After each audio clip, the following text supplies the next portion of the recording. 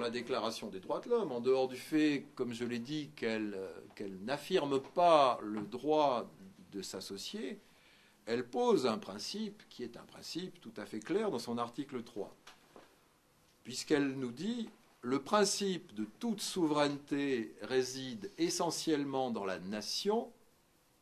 Nul corps, nul individu ne peut exercer d'autorité qui n'en émane expressément. » Donc le pouvoir ne peut descendre que de la volonté générale, ne peut descendre que de la nation. Il ne peut pas se construire à partir du terrain, à partir de cette construction des corps intermédiaires entre eux. Alors bien sûr, le cœur de cette démonstration, je donnerai aussi un autre texte, le cœur de cette démonstration, c'est bien sûr la loi Le Chapelier. La loi Le Chapelier est un texte extrêmement intéressant par bien des aspects par rapport à ce que je voudrais essayer d'illustrer. D'abord parce que Le Chapelier, Isaac René Breton, qui a été l'un des fondateurs du Club des Jacobins, et était le député qui présidait la séance la nuit du 4 août. Il est donc associé à toutes les étapes de la destruction de ces franchises et de ces droits. Il est, comme je l'ai dit, tout à fait libéral dans son discours.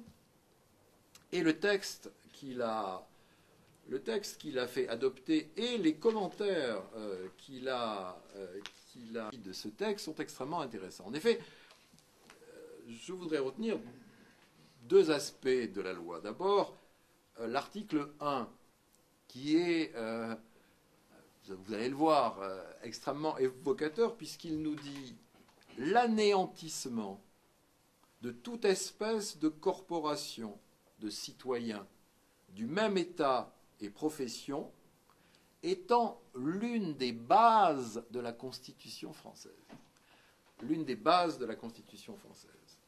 Donc l'État français qui se constitue à partir de la Révolution française pose comme principe fondamental et fondateur le fait qu'on ne puisse pas se grouper entre personnes exerçant la même activité. C'est donc l'une des bases de la Constitution française. Ensuite, dans l'article 2, alors je ne vais pas vous le lire en totalité, dans l'article 2, on décrit tout ce qui est interdit. Alors les citoyens, etc., ne peuvent se réunir, tenir des délibérations, former des règlements sur leurs prétendus intérêts communs. Sur leurs prétendus intérêts communs. C'est-à-dire que pour le législateur, les professionnels n'existent pas.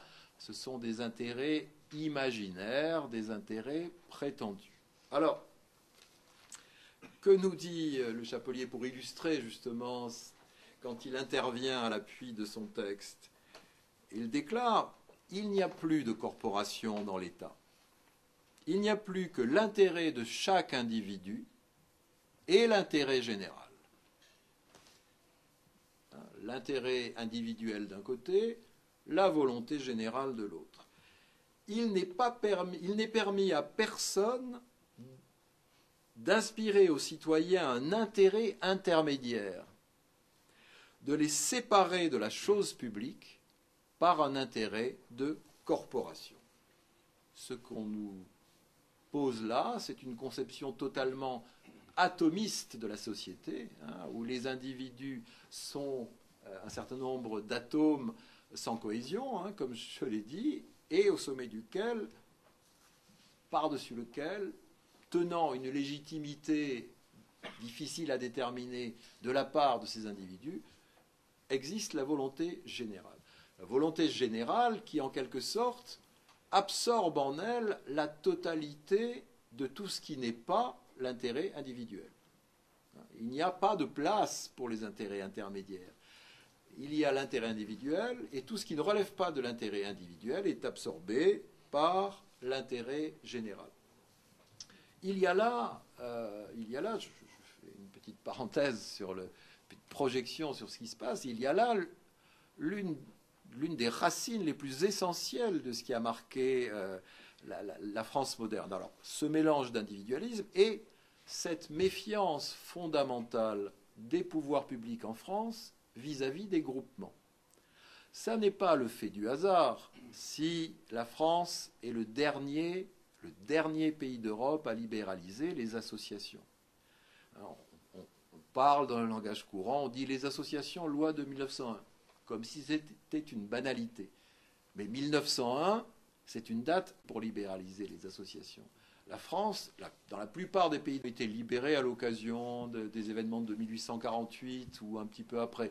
La France est le dernier pays d'Europe à libéraliser les associations. La France est l'un des derniers pays d'Europe à libéraliser les syndicats professionnels.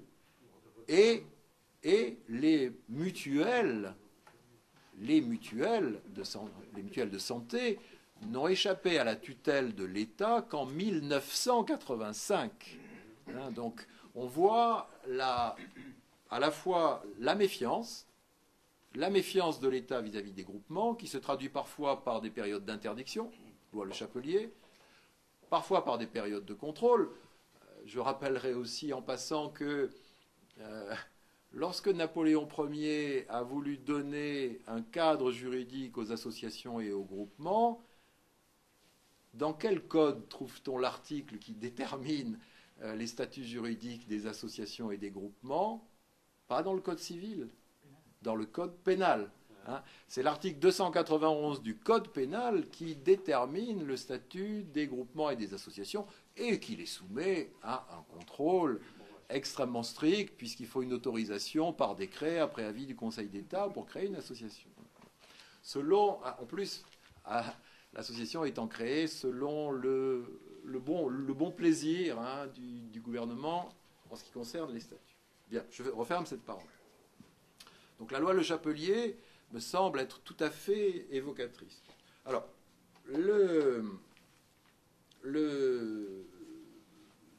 cette volonté d'éliminer et surtout de ne pas donner de personnalité juridique au groupement n'est pas limitée au groupement professionnel, puisque en septembre 91, la loi Le Chapelier est de juin 91, la destruction des corporations par la loi d'Allard est du printemps, de mars, donc on détruit les corporations.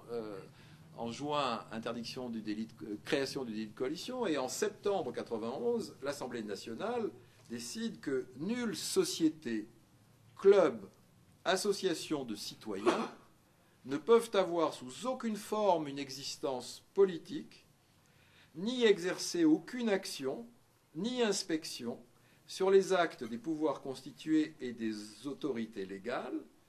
Sous aucun prétexte, ils ne peuvent paraître sous un nom collectif. Donc on le voit, c'est donc bien une constante pendant toute la Révolution française que cette volonté d'éliminer la personnalité morale des groupements, les prérogatives des groupements, qui est l'enjeu essentiel, puisque sans personnalité morale, un groupement ne peut pas agir, et de réduire donc les individus.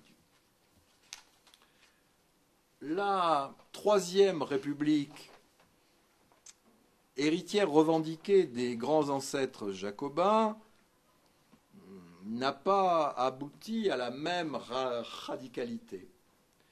Malgré sa nostalgie robespierriste, elle a accepté la démocratie représentative, malheureusement privée de la médiation d'un État arbitral, mais elle est restée marquée par l'héritage libéral, qui lui fait tolérer le divers malgré de fortes poussées d'intolérance laïciste.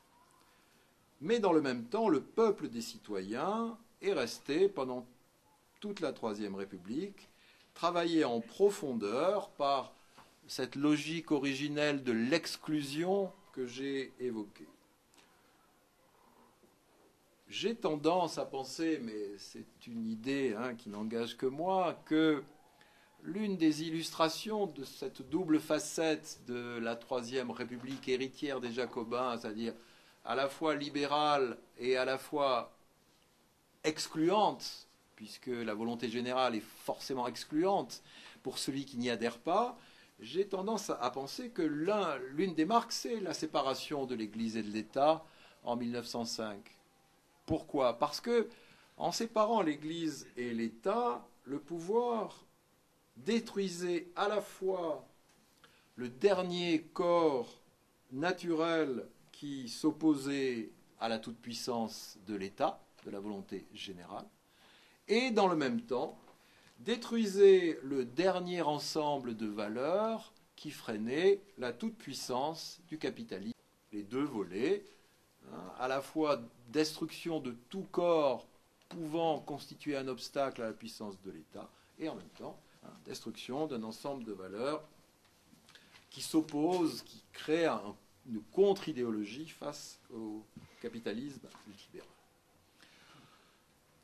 Comme l'a écrit François Huguenin, si à la France il faut un roi, au roi il faudra une France vivante, dans un tissu social en renouveau, et non une juxtaposition d'individus atomisés et désincarnés.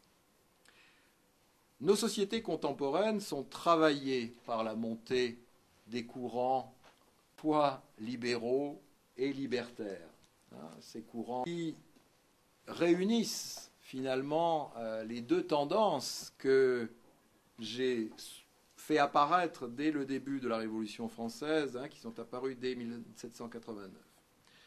Et je pense que l'un des grands débats idéologiques qui devrait nous concerner dans les années à venir, c'est justement l'affrontement idéologique entre le courant libéral-libertaire et le courant cogapien. Ce débat est un débat qui est déjà existant aux États-Unis. Aux États-Unis, il existe un courant libertarien extrêmement fort, puisqu'il y a même un candidat à la candidature républicain qui se réclame officiellement de ce courant libertarien.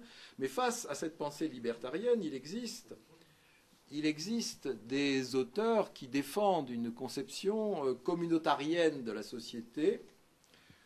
Et comme l'écrit l'un d'eux, Michael Sardel, phrase extrêmement intéressante et profonde, « Imaginer une personne incapable d'attachement constitutif n'est pas concevoir un agent idéalement libre et rationnel, mais au contraire une personne totalement dépourvue de caractère et de profondeur spirituelle.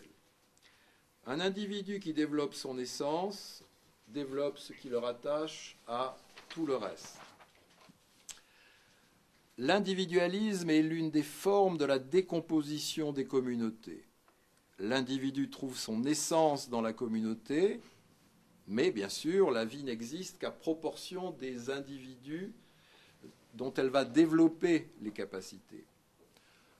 Pour que vous ne vous mépreniez pas sur mon propos, bien entendu, toutes les communautés ne se valent pas au nom d'un différentialisme ravageur qui rendrait toutes les communautés égales. Et que finalement, paradoxalement, la prétention de tout groupement d'individus à s'ériger en communauté relève paradoxalement d'une logique individualiste. Il faut relativiser l'émergence de ce néo-communautarisme désordonné que certains ont appelé un néo-tribalisme barbare, comme par exemple celui des bandes dans les cités, qui révèle non pas un véritable esprit communautaire, mais en fait un manque cruel, un profond malaise social, une sociabilité éteinte. Il nous faut tenter de retrouver et de recréer les communautés naturelles, celles qui ont structuré notre pays, en les retirant, ça, deuxième travail important, en les retirant aux dérives politiciennes qui sont particulièrement nettes sur les communautés territoriales. La région n'est pas la province et la région telle qu'elle est posée par la loi de décentralisation n'est pas la région communautaire telle que nous souhaiterions la voir vivre. Mais surtout, ces communautés naturelles, il nous faut un communautaire qui leur permettra de vivre. Voilà.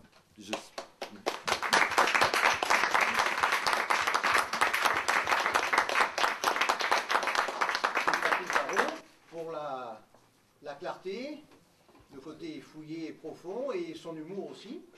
On va lui poser des questions.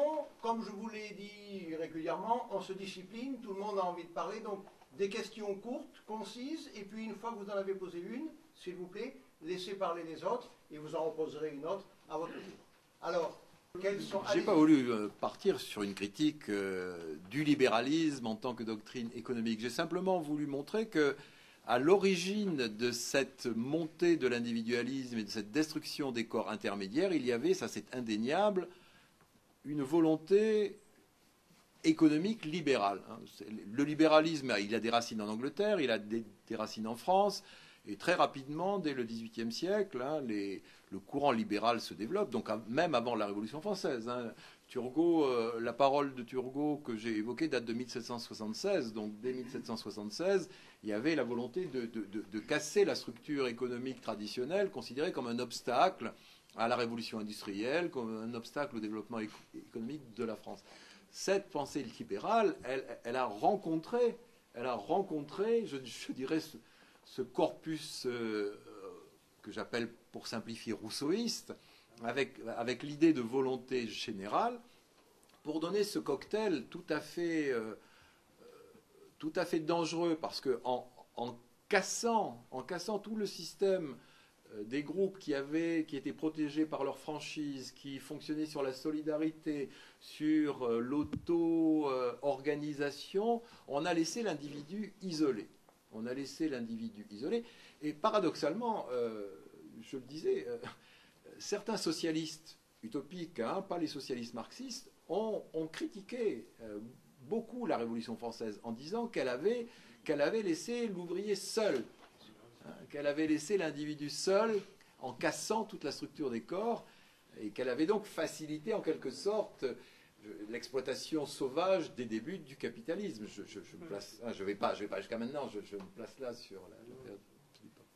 Donc, oui. Tu n'es pas d'accord, Alain? Si, ah oui. Juste un mot pour reprendre ce qui a été dit.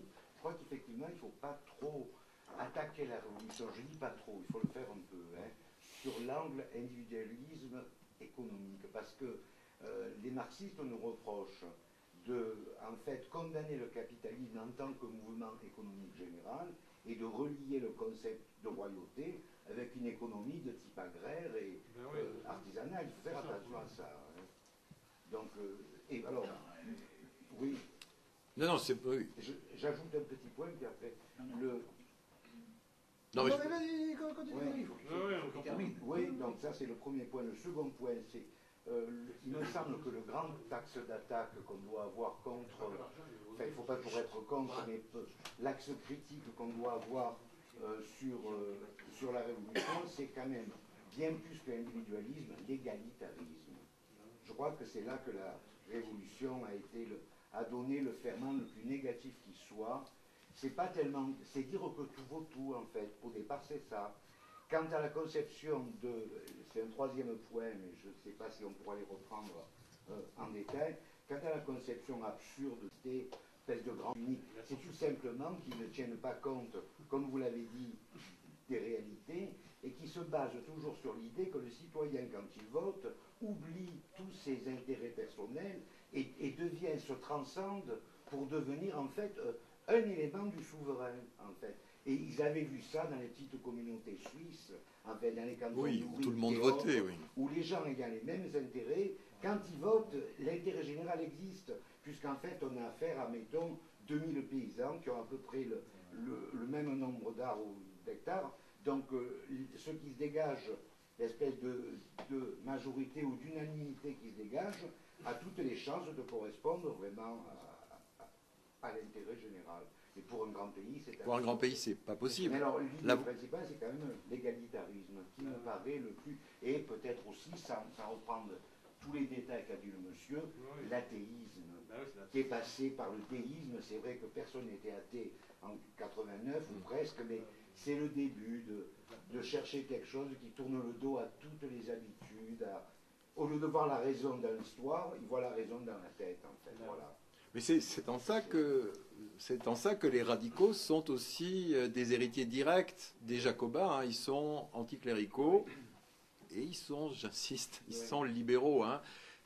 Ils ne veulent pas d'intervention de l'État. Ils veulent une politique sociale dans laquelle... Sauf que la monarchie, ça serait mieux sur 10 si Louis XVI n'avait pas renvoyé Turgot. Oui, bien sûr. C'est une catastrophe, ça. Parce que si par exemple... Laurent. Alors, aux spécialistes que vous êtes, j'ai préposé ces deux questions.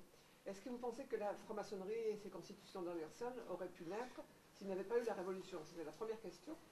La deuxième, pourquoi est-ce que la déclaration des droits de la femme avec Olympe de Gouges qui était guillotinée est restée à l'état d'écriture?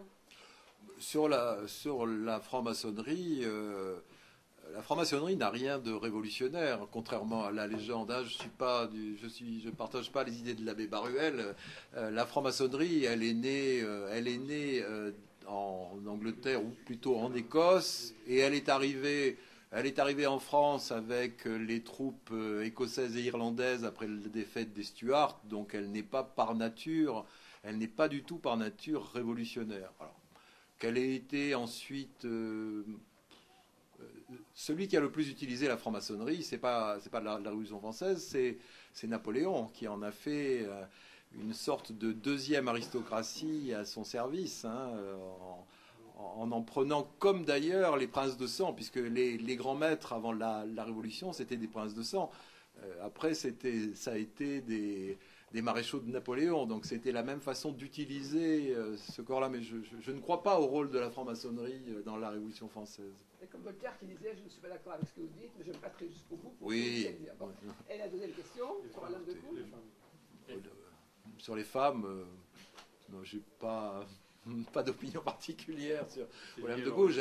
Comme le disait Cédillo, la déclaration des droits de l'homme, c'est pas la déclaration des droits de la femme. Bonjour. Hein.